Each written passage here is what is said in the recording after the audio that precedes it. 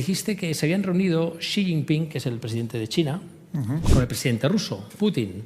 Y dices que no se le había dado para nada la importancia a la reunión que habían tenido y que habían gestos que son bastante definitorios de cómo ha cambiado esa relación frente a Occidente.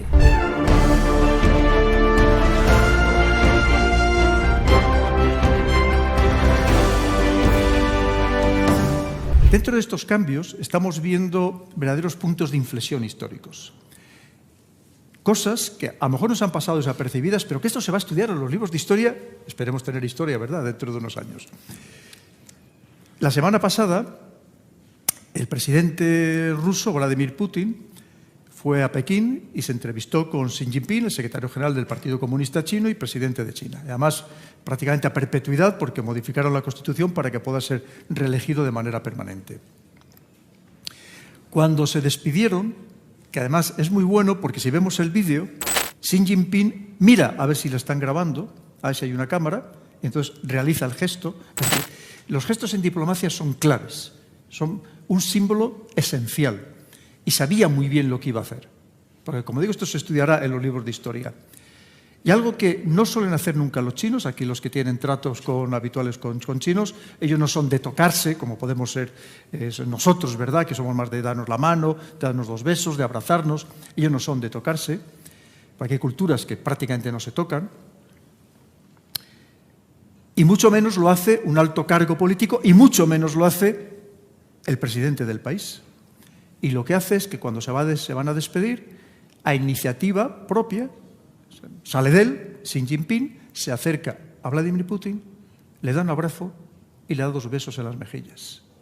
O sea, el gesto esto es absoluto, significa, ilustra muy bien lo que está pasando en este momento, que es, estamos totalmente hermanados, estamos enfrentados contra ese otro mundo que está decreciente, que es el mundo occidental, porque muchas cuando hablamos desde nuestra visión occidental, desde nuestra visión europea, ¿verdad? Que seguimos pensando muchas veces que seguimos marcando la pauta en el mundo y ya no marcamos absolutamente nada. Es más, vamos a remolque de lo que está pasando en el resto del planeta. Eso tenemos que ser conscientes de ello. Y además, aquí han hablado de cómo funciona el mecanismo en la Unión Europea. Ese mecanismo es lentísimo. Para el momento actual no sirve. Tenemos que ser claros. No sirve para el momento actual. No sirve. El gesto, lo que nos ejemplifica muy bien una vez más, es que hay un mundo que funcionaba más o menos bien, como digo, liderado por Estados Unidos, que era el gran imperio, sobre todo una vez que a partir de 1991 desaparece la Unión Soviética y sus satélites, con el poder que tenía, pero es que esto ha cambiado. Y cuando hablamos, incluso Brasil, no olvidemos que Brasil está en los BRICS. Y Brasil ahora mismo mantiene una situación ambigua con respecto al mundo occidental. Pero cuando hablamos de India, pero si India está también en los BRICS. Pero si ahora mismo esos BRICS, y además desde enero de este mismo año, se unieron 6 países, es verdad que Argentina ahora mismo está en una situación, digamos, de alejamiento de los BRICS y más aproximación a Estados Unidos y a Israel. Pero hay otros 30 países que, además de esos 5, que se han postulado para unirse a los BRICS. Si el peso lo tienen ellos, si la fuerza la tienen ellos, el Producto Interior Bruto lo tienen ellos. Es decir, esa es la auténtica realidad. Y por tanto, lo que debemos ser conscientes es de ver cómo podemos seguir encajando nuestras piezas en este nuevo mundo. O sea, tengo que decir, yo sigo bastante la actualidad geopolítica. Ha dicho una palabra que se llama BRICS, no sé si todo el mundo conoce lo que es BRICS aquí. BRICS es vamos a decir, está la OTAN, vamos a decir que es el... Sí, perdone, que igual... No, lo has dicho perfecto. O sea, está la OTAN, que es una alianza más, vamos a decir, militar, en cambio los BRICS es una alianza más estrategia geopolítica de una serie de países, que de sus iniciales, que es BRICS, Brasil, Rusia, India, China y Sudáfrica. Sí, países que hasta hace poco tiempo, Luis, pensábamos, nos reíamos de ellos, ¿verdad? Eso, sí, Brasil, India... Pues, se va un poco menos todavía que con taparrabos, ¿verdad? China, un país subdesarrollado, sucio, que no respeta ninguna normativa higiénica. Y es verdad, es que además hasta hace poco tiempo tenía 600 millones de pobres, por debajo del umbral de pobreza China. Porque, entre otras cosas, ese consumo que antes muy bien han mostrado, el problema es que han pasado de un mundo rural a un mundo urbano, donde 1.000 millones de chinos viven en ciudades. Es más, el gobierno chino decía que las ciudades a partir de 25 millones que eran ingobernables. ¿Sabe lo que han hecho? Dejar de contar. porque tiene muchos más, evidentemente. Entonces, ¿pero qué sucede? Que cuando el chino pasa a la ciudad, ¡ay!, quiere vivir como un americano. Ya no le basta con comer solamente vegetales o el arroz, o de vez en cuando es un poco de pescado, o a lo mejor al día que se casaba comía carne. No, quiere comer también como los demás. Y también quiere ir a los McDonald's, y eso ha incrementado notablemente la demanda de todo tipo de productos. Y ahí está, y además con una China que efectivamente, con un 20% aproximadamente de la población mundial, apenas tiene el 8% de las tierras cultivables. Y muchas de ellas, además, con problemas de desertificación, de aguas contaminadas. Por lo tanto, está obligada a importar, quiera o no quiera, porque es que no tiene capacidad para producir lo suficiente para alimentar, para esa demanda de alimentación actual que tiene 1.500 millones de personas. Que es que se dice pronto, y claro que será imprescindible para ellos seguir importando. Y de hecho importan de Brasil y de Argentina, se llevan toda la soja prácticamente, porque eso se llama importar agua virtual, porque como no tienen capacidad para cultivar, lo que hacen es que importan ya el producto terminado. Y van a importar carne, bueno, se están llevando lo mismo, exactamente igual. O sea, la carne que nosotros no queramos aquí, no hay ningún problema, pues se la van a comer ellos. Y además encantados de comérsela. Porque, bueno, todos sabemos que para desarrollarse, como nos ha sucedido a nosotros hasta llegar aquí, es imprescindible la proteína animal. Es imprescindible. Eso está súper demostrado por cualquiera que no esté demasiado perturbado mentalmente por alguna ideología, sabe que eso es absolutamente esencial. Y ellos lo tienen perfectamente claro, porque ellos no andan con tonterías de este tipo. Un dato que me sorprendió, no sé si es cierto o no, pero yo lo que leímos fue que el sueldo medio de China es mayor que el de España. Es decir, que un chino medio ya cobra más que un español medio. Algo que parece... Es decir, ha cambiado, o sea, y estamos hablando que los BRICS no es el 20% de la población mundial, es lo contrario. Es decir, nosotros estamos en el lado... Fíjate, si solamente China e India son 3.000 millones de personas, si es que son casi la mitad de la población mundial. Solamente estos dos países, casi la mitad de la población mundial. Es tremendo. ¿Qué sucede? Es que efectivamente ellos están en la fase de crecimiento y nosotros estamos en la fase de decrecimiento. Es decir, esto que muchas veces parece que no lo quieren imponernos es que es la realidad en la que estamos, ¿no?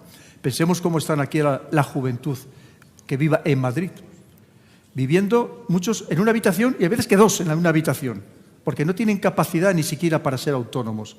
Es decir, con sueldos muy bajos, con trabajos discontinuos, y es todo lo contrario de lo que sucede allí. El país que ahora mismo más está creciendo en número de 1.000 millonarios, según la revista Forbes, es China. De 1.000 millonarios, es decir, personas que tienen más de 1.000 millones de dólares entre bienes muebles e inmuebles. ¿Y los demás? Es que esa es la otra parte. Aquí tenemos el caso, es que yo no sé si somos plenamente conscientes de dónde estamos yendo en Europa, ¿no? Según el Fondo Monetario Internacional y JP Morgan, hace 10 días, el crecimiento esperado para Alemania, que ya lleva más de 2 trimestres en recesión, va a ser del 0,2. Alemania. La Deutsche Welle, la televisión pública alemana, hace una semana, 10 días, daba una serie de noticias sobre Alemania realmente preocupantes. Ahora que hablamos de carnes, Alemania, el gobierno alemán se está planteando subvencionar y poner un precio límite, un precio máximo, a los doner kebab. Porque hay alemanes que no pueden acceder ni siquiera a comer el doner kebab. Algo que se había popularizado mucho, sobre todo pues, entre las clases más bajas. Pero es que decían que Alemania no puede pagar las pensiones, no tiene dinero para pagar las pensiones. Cuando antes un pensionista alemán venía a nuestro Levante, a nuestra Andalucía o a las Islas Canarias, estos maravillosos lugares que tenemos en España, verdaderos paraísos, y podía estar en un hotel de 5 estrellas con todo incluido, todo el mes y todavía le sobraba dinero. O sea, es que tenemos que ser conscientes de en qué barro nos hemos metido los europeos, y estamos tremendamente metidos. Pero seguimos muchas veces con estas utopías, con estos idealismos de agendas que no se van a poder cumplir, porque son imposibles de cumplir, y de hecho ya están alargando los plazos, por ejemplo, para acabar con los coches que no sean eléctricos, con los coches de combustión tradicional, o por ejemplo todo el tema del New Green Deal, porque era imposible de aplicar. Tú cuéntame cuando quieras. Sí, no, bueno, es que se me han abierto varios frentes ahora, porque estás diciendo aquí.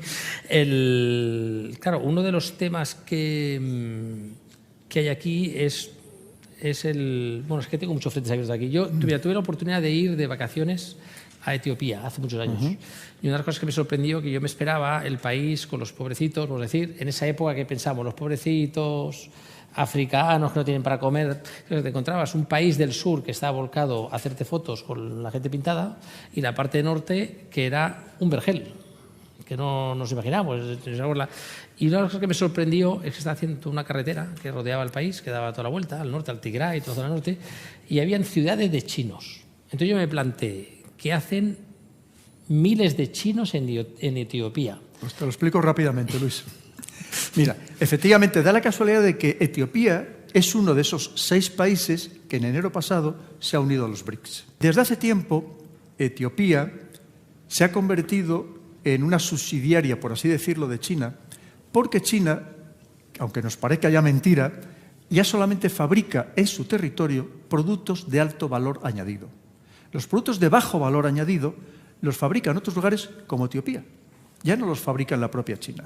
Porque es un salto evolutivo que ha dado tremendamente importante. Le interesa sobre todo todas las cuestiones de alta tecnología, de lo que sea que podríamos hablar largo y tendido. ¿Qué sucede? Que, con lo tanto, Etiopía es un aliado muy importante de China, porque además, pensemos dónde está ubicado, lo mismo que Sudán, que es la vía de penetración a través del Mar Rojo para, entre otras cosas, terminar de colonizar buena parte de África. Y en un contexto muy particular en el que los europeos nos hemos ido o nos estamos terminando de ir de África.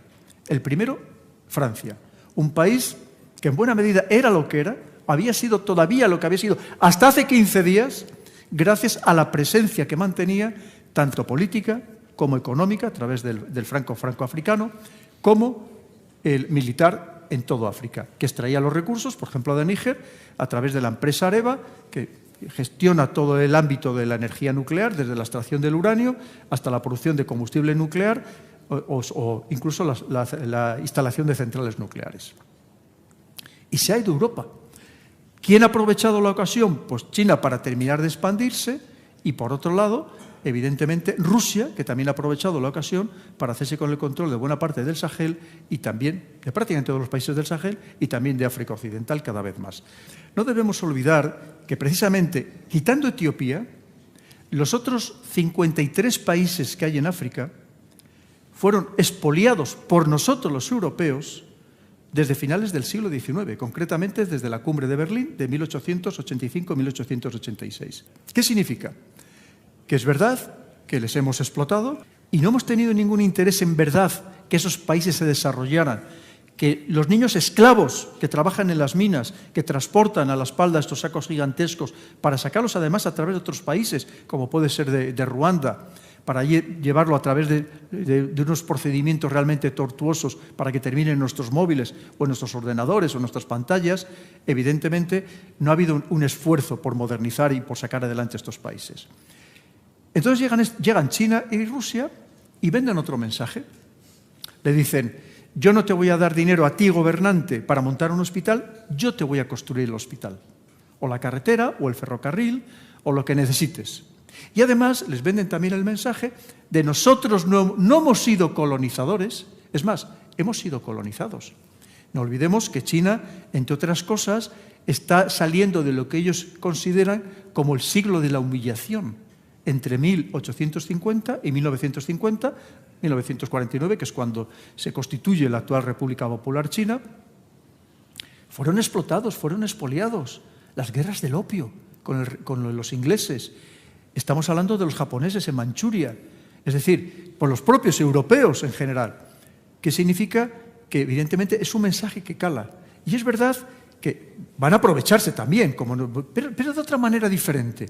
Digamos que no les tratan con la soberbia y la altanería con que les hemos tratado los europeos a los africanos mirándoles por encima del hombro, sino que les tratan de tú a tú. Les permiten opinar, les dan voz. Entonces, claro, eso está haciendo que el avance sea tremendo. Es que están expulsando sistemáticamente a los europeos, pero incluso a Estados Unidos le están expulsando de todos estos países que tenían bases muy importantes. De todas maneras, esto no va a parar aquí, porque obviamente, claro, es que África sigue siendo la gran despensa del mundo.